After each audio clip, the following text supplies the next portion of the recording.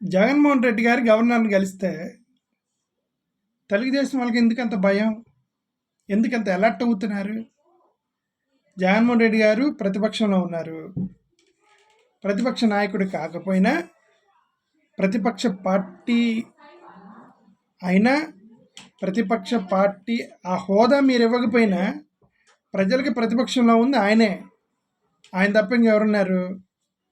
ప్రజలకి ప్రతిపక్షానికి సంబంధించిన ఎవరున్నారు? జగన్మోహన్ రెడ్డి గారే కదా. 40% ఓట్ షేర్ ఆయన వెనకుంది. అంటే కూటమి తరువాత, అంటే ప్రభుత్వం తరువాత అత్యధికంగా ఓట్ షేర్ ఉన్నటువంటి వ్యక్తి జగన్మోహన్ రెడ్డి గారే. ప్రజలు ఆల్రెడీ ఆయన ప్రతిపక్ష హోదా ఇచ్చినట్టే.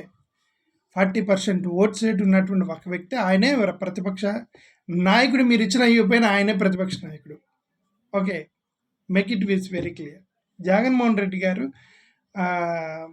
గవర్నర్ని కలిస్తే ఏంటి వీళ్ళకి ప్రాబ్లం ఏంటి? What is the problem with Telugu Desam? అంత కంగారు ఎందుకు పడుతున్నారు? ఢిల్లీలో ధర్నా చేస్తే అంత కంగారు ఎందుకు? గవర్నర్ని గెలిస్తే కంగారు ఎందుకు? మోడీ గారి అపాయింట్మెంట్, అమిత్ షా గారి అపాయింట్మెంట్ అడిగితే కంగారు ఎందుకు? అసలు మోడీ గారిని అమిత్ షా గారిని కలుస్తున్నారు అనగానే టక్కన బీజేపీ వాళ్ళు, అప్పటి వరకు సైలెంట్గా ఉండే బీజేపీ వాళ్ళు టక్కన ప్రెస్ మీట్ పెడతారు.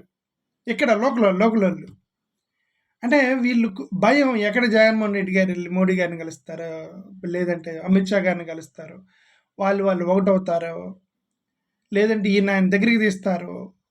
అదే ఇన్సెక్యూరిటీ ఫీలింగ్ ఎందుకు? ఆయన ప్రధానమంత్రి గారు. సరే, ప్రధానమంత్రి గారు బీజేపీ పార్టీ అనుకోండి. బీజేపీ పార్టీతో టీడీపీ మాత్రమే ఎన్డీఏలో చేరాలా? వైసీపీ చేరకూడదా? ఆ హక్కు అంటే మీరే చేరాలా? ఎన్డీఏలో వైసీపీ చేరకూడదా?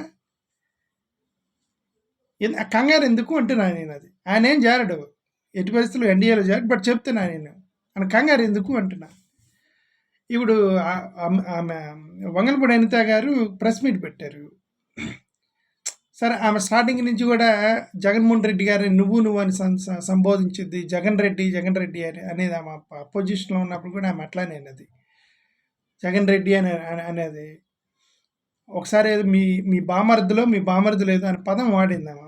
ఆ వీడియో ఉంది నా దగ్గర. అది నాకు బాగా గుర్తుంది. ఆమె ఇప్పుడు ఒకసారి మీ బామర్దులు అనే పదం వాడింది జగన్మోహన్ రెడ్డి గారు. సరే, మరి ఎందుకు అట్లా అంటే ఒక్కొక్కరు ఒక విధంగా మాట్లాడతారు. ఆ భాష మరి maybe she's comfortable with that language. ఇప్పుడు నేను అనేది ఏంటంటే, ఒక వ్యక్తి తనకి నచ్చిన లాంగ్వేజ్ని మాట్లాడుకుని తన భాషను మాట్లాడుకునేటువంటి స్వేచ్ఛ ఉన్నప్పుడు, ఇప్పుడు ఆ శ్రీరెడ్డి అనే ఒక ఆమె మీద కేసు పెట్టారు వీళ్ళు.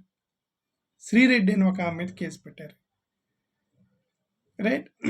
ఎందుకు కేసు పెట్టారంటే అబ్యూజ్ లాంగ్వేజ్ వాడిందని కేసు పెట్టామని చెప్పి పేపర్లో చదివారు.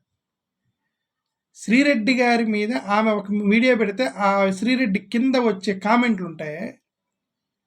ఆ కామెంట్లను కనుక చదివితే, ఆ కామెంట్లు పెట్టిన 10 వాడి మీద కేసు పెడితే శ్రీరెడ్డి, భారతదేశంలో ఉన్న జైళ్ళు కూడా సరిపోవు. శ్రీరెడ్డికి వీడియో కింద వీళ్ళు పెట్టేటువంటి అబ్యూజివ్ లాంగ్వేజ్ ఒక లేడీ మీద, మేబీ ఆ కామెంట్లు ఆమె తిడుతున్నారు కాబట్టి ఆమె కూడా అదే విధంగా తిట్టేది. సరే, సినిమా ఇండస్ట్రీలో ఏదో మీటూ క్యాంపెయిన్ అవంతా డిఫరెంట్ స్టోరీ, అది మనందరికి తెలిసిన story. Okay, she's a victim.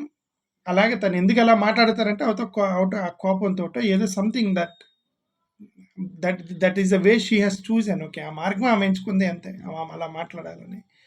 నేనేమన్నా అంటే, ఇప్పుడు శ్రీరెడ్డి గారి మీద కేసు పెట్టిన వాళ్ళు ఒక వీడియో కింద కామెంట్ పెట్టినా శిక్ష సేమ్ తెలుసో లేదో మరి మీకు? ఒక వీడియో పెట్టిన వ్యక్తికి ఎలాంటి శిక్షలు ఉన్నాయో, ఎలాంటి సెక్షన్లు ఉన్నాయో, వీడియో కింద కామెంట్ పెట్టిన వాళ్ళకి అదే సెక్షన్స్ ఉన్నాయి. ఎంత అబ్యూజివ్ లాంగ్వేజ్ వాడతారు జగన్ గారి మీద, రోజా గారి మీద, శ్రీరెడ్డి మీద, కొడాలి నాని గారి మీద. ఎన్ని అంటే పేరు నాని గారు అంటే ఎవరెవరైతే వీడియోల్లో మాట్లాడేది, వీళ్ళే జనరల్గా వీడియోలో మాట్లాడేది, ఆ వీడియోలు మాట్లాడే వాళ్ళ కింద చాలా అబ్యూజివ్ లాంగ్వేజ్ వాడతారు.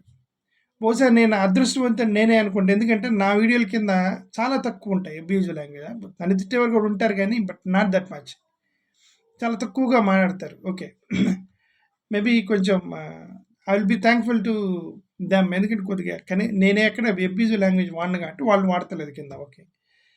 బట్ ఏదైనా సరే నేనేమన్నానంటే శ్రీరెడ్డి గారి మీద ఇప్పుడు ఈ వంగలపూడి అనిత గారు మాట్లాడే భాష రైట్ వల్గర్ లాంగ్వేజ్ లేకపోయినా ఎదుటి వ్యక్తిని సింగులర్ ఫామ్తో జగన్ రెడ్డి నువ్వు అని ఇట్లా మాట్లాడతారు వంగలపూడి అనిత గారు. మరి వన్ కైండ్ ఆఫ్ ప్రొఫెషనలిజంకి వస్తే she also wrong, right? She also wrong, right? పాలిటిక్స్లో ఏమో, but she now home minister కదా. ఒక పొజిషన్లో ఉన్నప్పుడు ఆమె అలానే మాట్లాడారు. But now she home minister. ఆ హోమ్ మినిస్టర్ డిగ్నిఫైడ్గా మాట్లాడాలి కదా.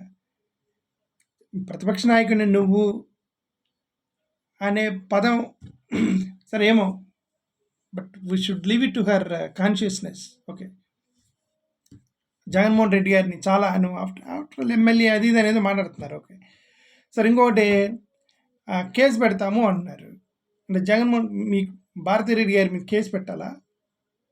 మీతో కూడా సెల్ఫీ తీసుకున్నారు కదా, అందుకని మీ ఇద్దరి మీద కేసు పెట్టాలా అని అంటున్నారు వంగలపూడి అనిత గారు. జగన్ గారిని భారతిరెడ్డి గారిని. భారతిరెడ్డి గారితో సెల్ఫీ తీసుకున్నారట. ఓ పని చేయండి, ఆ కేసుని సిబిఐకి ఇవ్వండి. సిబిఐకి ఇవ్వండి ఆ కేసుని.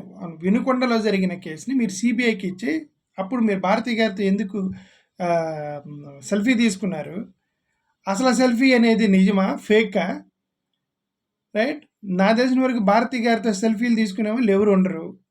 As per as my knowledge, నా ఈ రాజకీయాన్ని అబ్జర్వ్ చేస్తూ నేను ఉన్నప్పుడు చేస్తున్న నా యొక్క కాంటెక్స్లో I don't think so. Bharathi గారితో ఎందుకంటే ఆమె పబ్లిక్లోకే రాదు, భారతి గారు పబ్లిక్లోకే రాదు. మరి ఆమెదే అతను ఇప్పుడు సెల్ఫీ తీసుకున్నాడు. సరే సెల్ఫీ తీసుకున్నాడు, సాక్షాత్ హోమ్ మినిస్టరే అంటున్నారు. ఒకవేళ తీసుకుంటే మీరు సిబిఐకి ఇచ్చి భారతి గారిని కూడా ఎంక్వైరీ చేసి ఇప్పుడు ఆ ఎమ్మెల్యేని, వినుకొండ ఎమ్మెల్యేని, ఎక్కడెక్కడ ఎవరెవరైతే వాళ్ళ పేర్లు వాళ్ళందరికీ మరి సిబిఐకి ఇవ్వండి. మరి ఆ కేసు వినుకొండలో జరిగిన కేసుని మీరు సిబిఐకి ఇచ్చి సిబిఐ చేత ఎంక్వైరీ చేయించండి. దానికి రాజకీయ హత్య లేకపోతే పర్సనల్ హత్య తేలిపోయేది కదా. మీకు నిజంగా అంత కాన్ఫిడెన్స్ ఉంటాయి, రైట్? టీడీపీ ప్రభుత్వానికి అది చెప్పేది. ఓకే.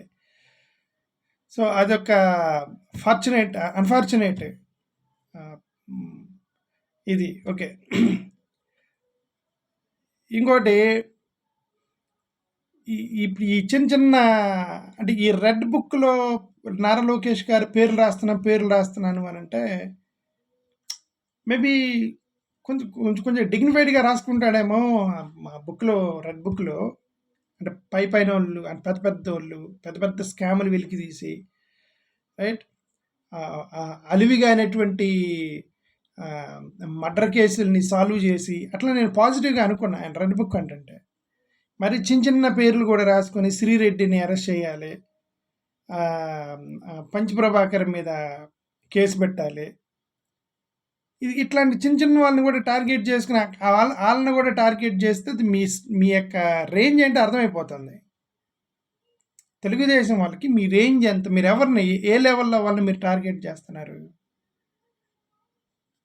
ఒక 1000 కోట్ల స్కామ్ చేసిన మినిస్టర్ మీదనో ఏదో మీరు చేస్తే అరే భలే పట్టుకున్నారా ఇల్లు, రెడ్ బుక్ మంచిగా రాసుకున్నారా అనుకోవచ్చు.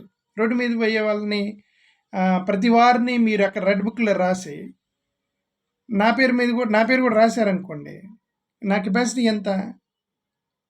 నేను ఒక చిన్న కార్యకర్త రోడ్డు మీద తిరిగేవాడిని, నా పేరు కూడా రాసి ఉంటారు.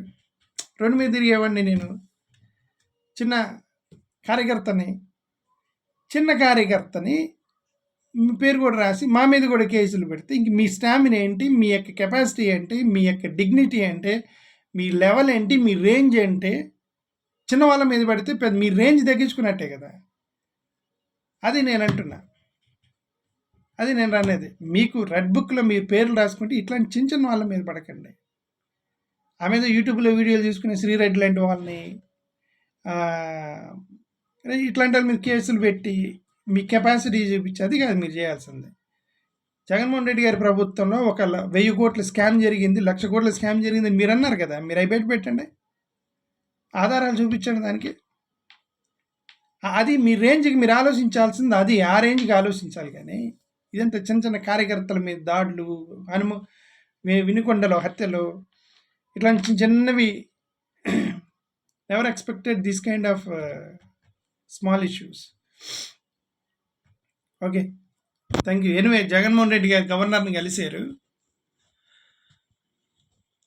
let us see, let us hope governor will do something. Thank you.